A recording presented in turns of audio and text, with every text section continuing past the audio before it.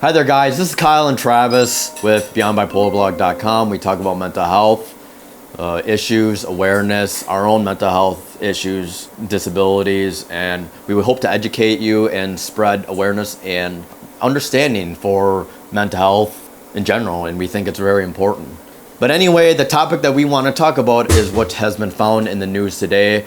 Again, we want to be careful with some of our political type views. I'd say we're more on the neutral side. We're just here to spread perspectives. We're not here to damage or cause any disarray with what we believe, but I just want to share my perspective, what I feel, and of course everyone else has their own perspective, as we all have a freedom of speech, and I think it's important to talk and discuss about these. As Jordan Peterson would say, that the freedom of speech is what makes the world go round and what allows people to grow and educate themselves and understand as a community and world at large.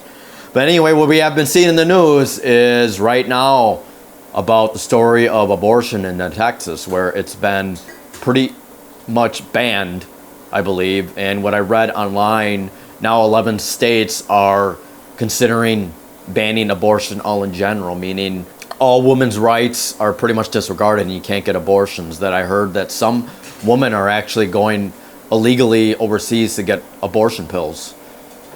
So I wanted to talk about this topic. When my dad and I went to court, some clerk there, he brought up about this abortion issue, and she said pretty much it's about money, that whether you want to call it the other side, the Republicans, the right, they believe that abortion is bad. They're pro-life. They think life happens at conceiving, and they think it's murder to actually kill a baby, if you can call it that. To me, I wanted to not just say whether we're left or right, but I wanted to talk about these ever important issues more as putting things into perspective and sharing my perspective, and hopefully we could find better change. To me, I don't think it's black and white as you've seen, because my brother and I have been hosting these interviews for the past 2 years of various adoptees and Korean adoptees, and unfortunately a lot of them had to go through the ringer. I wouldn't say they had lived the best life.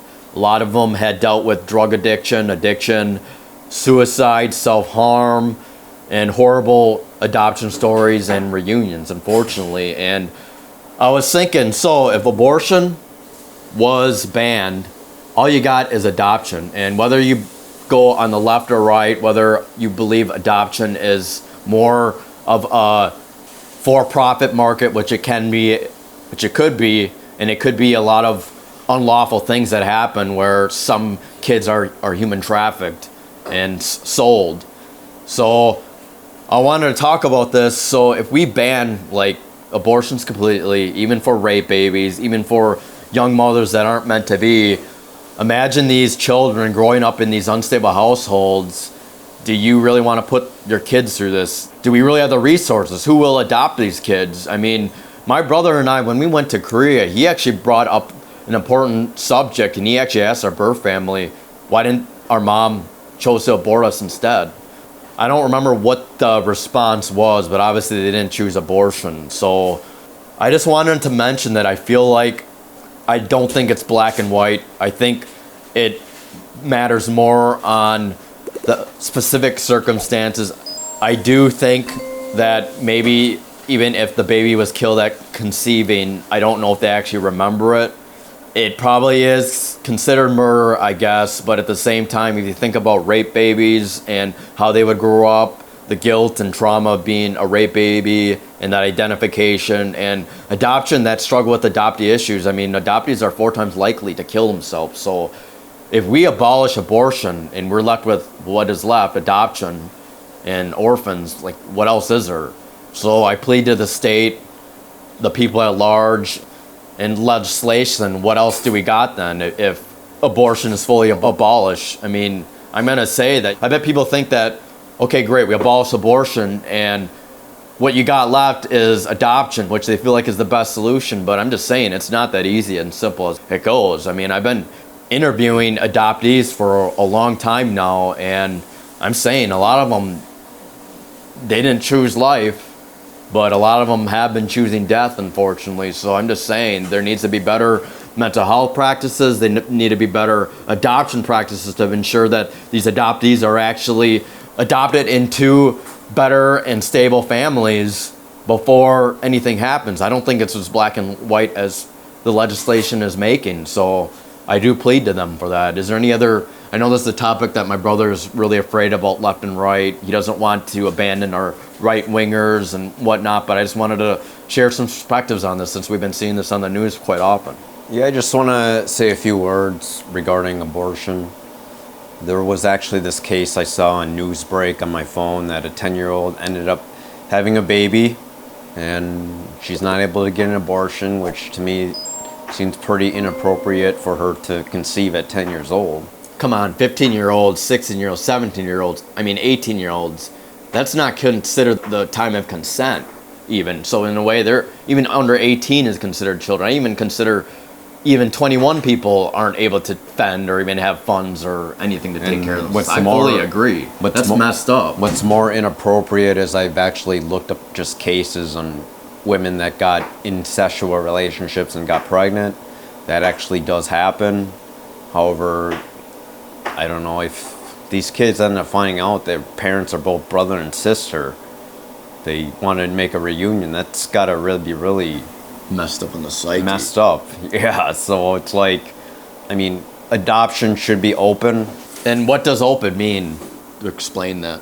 Openness is that they have the right to view their birth records. And why do you feel that's important for adoptees? Just because most adoptees are just curious about their birthright. Their medical records. And generally speaking, it's just, I don't know, some of it is very inappropriate. I just want to mention that 3 of the judges that actually banned abortion actually were adopters. They had children that were adopted of their own. So that's just goes to show that most of the majority and the judges were conservative.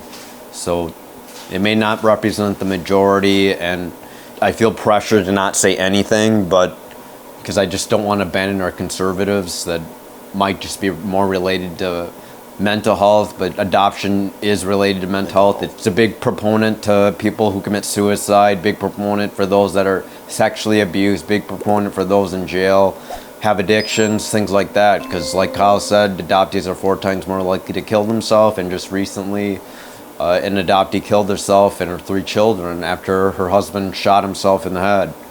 And likewise, generally adoptees really struggle compared to children who are birthed, and there's huge trauma for those that are adopted in their early lives who do not get nurtured by their birth mother, if they're not held properly, if they're sent to orphanage. I feel like the orphanages will just start exploding when it comes to these pro-life choices that, you know, where's the room if no one wants to adopt? So they're going to end up being sent somewhere else. And I hate to say, for those that are adopted and really are shunted to the fact that they really hate being adopted, they just wish they maybe weren't even born or just with their birth family.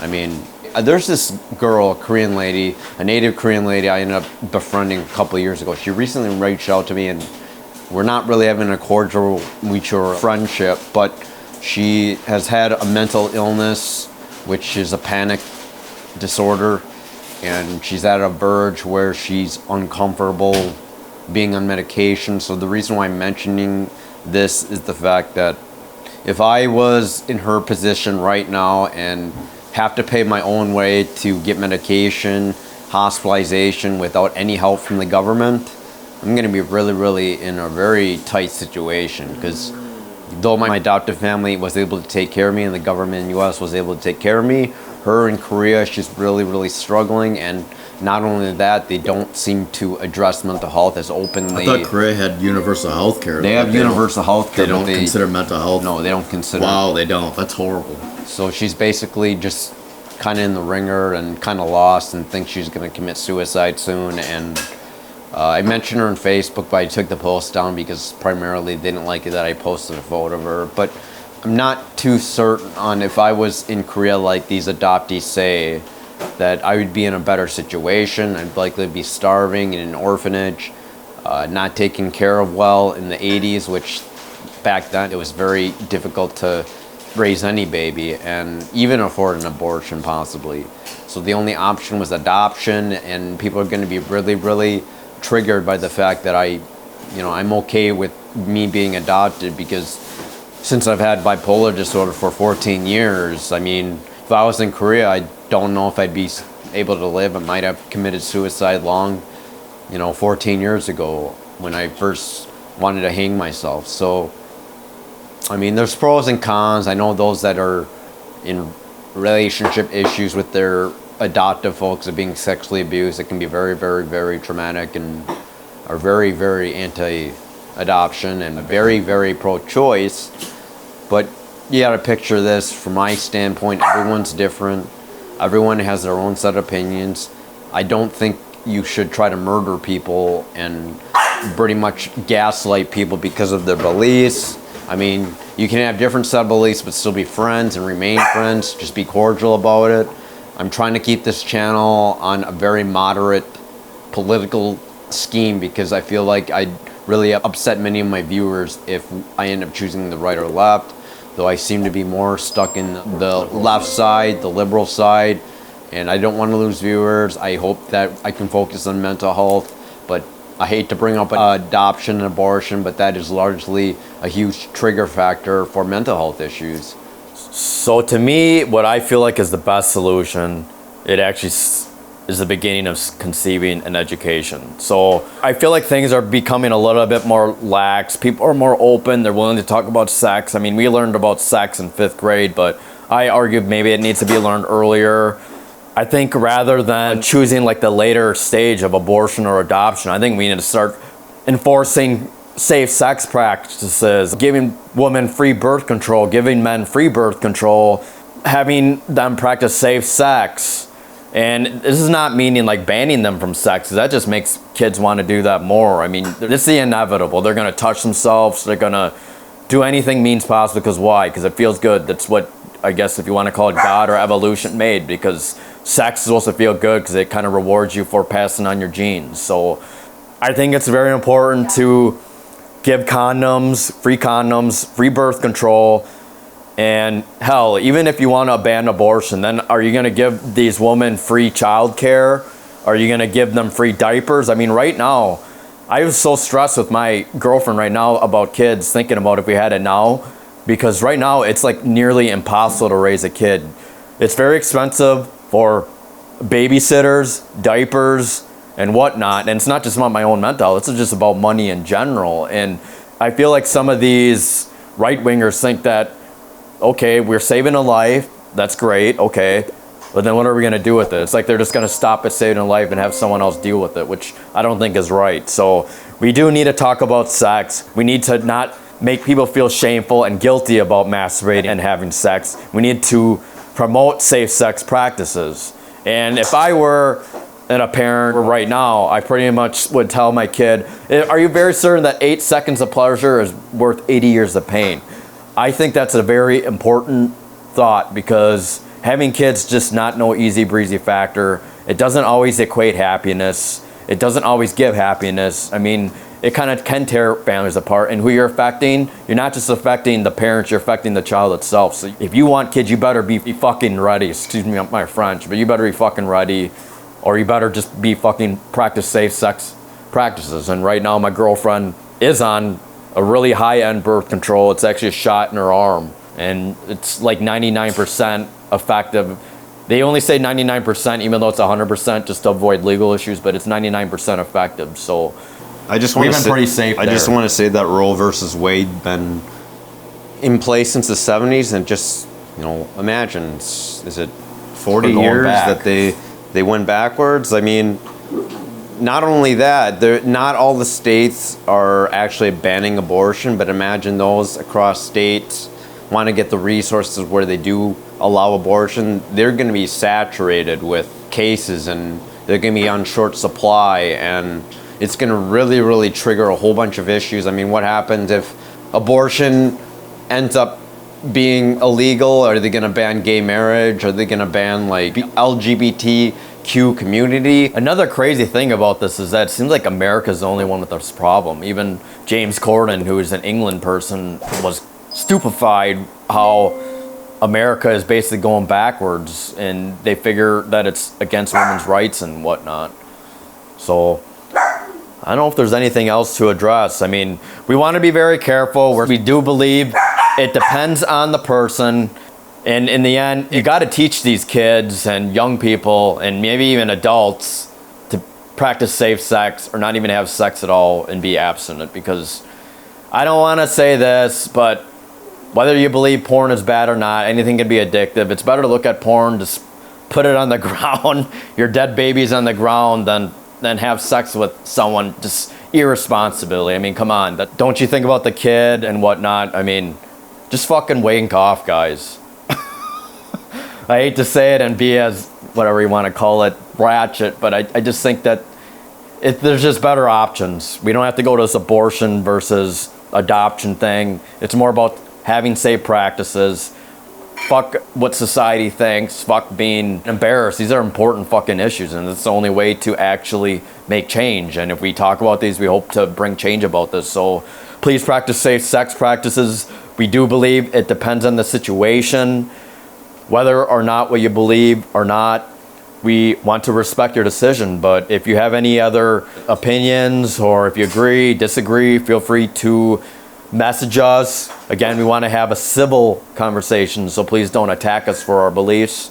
And we're sorry if we're kind of abandoning some of our audience. But again, we're a channel that just goes straight at it. We'll talk about anything within reason, and we want to give that respect and raise these important voices. So we think this is a really important episode. Thank you for coming forward, Travis. I know he's been a little stingy on these political issues like gun control and abortion and whatnot. So I think this is important because we're seeing this in the news, and it's an important discussion that we have to talk about. And it has to come to light, because if it were in the dark, we'd just be going backwards as a community and society in general. So I'm really glad to have this sit-down talk, and I'm really proud of what we've been talking about so far. Thank you for everybody that has been joining our community at Beyond Bipolar Blog. I mean, we almost have reached 500 subscribers, all natural subscribers, you guys. And that's crazy, because this is probably one of our most successful channels, and these videos that we do aren't particularly difficult. We just discuss our opinions and